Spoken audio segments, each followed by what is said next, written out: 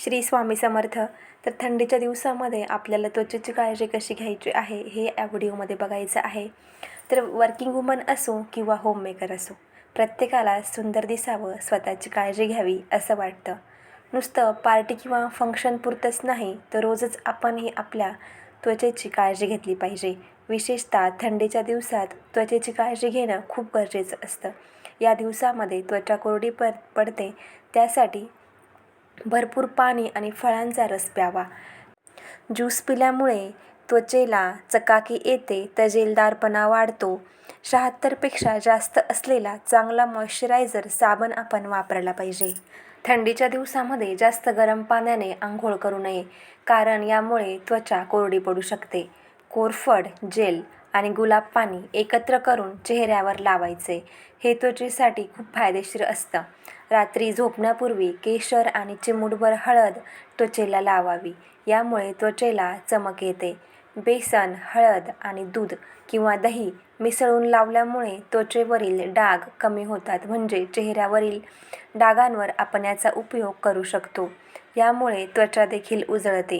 Vitamin C आणि E असलेली उत्पादने वापरावी, कारण ती त्वचेची दुरुस्ती करतात आणि त्वचेवरील काळे डागसुद्धा कमी करण्यास मदत होते. गरम पाण्याने आंघोळ करणे टाळले पाहिजे. कठोर आणि केमिकलयुक्त असलेले जे साबण असतात ते वापरू नये. तुमच्या त्वचेच्या प्रकारानुसार योग्य मॉइश्चरायझरचा वापर करायचा व हे मॉइश्चरायझर आपण दिवसातून 1 ते 2दा लावू शकतो. थंडीमध्ये चेहऱ्याला नारळाचे तेल देखील आपण लावू शकतो.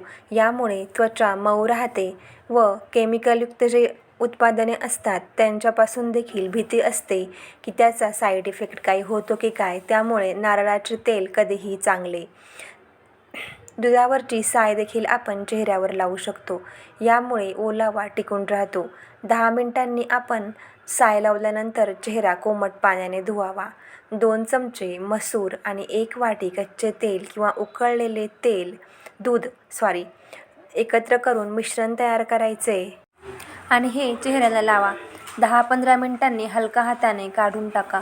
गुलाब पाणी आणि कोरफड यांचा वापर केल्याने त्वचेचा पोत सुधारतो.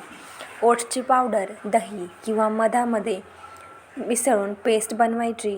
ही पेस्ट चेहरा आणि मानेला लावून हलक्या हाताने मसाज करायचा.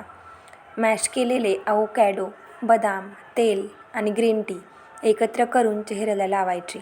20 मिनिटांनंतर कोमट पाण्याने चेहरा धुवून काढायचा. चेहरा धुण्यासाठी गरम पाण्याऐवजी कोमट किंवा थंड पाण्याचा वापर करावा, कारण गरम पाण्यामुळे त्वचेतील नैसर्गिक तेल निघून जाते.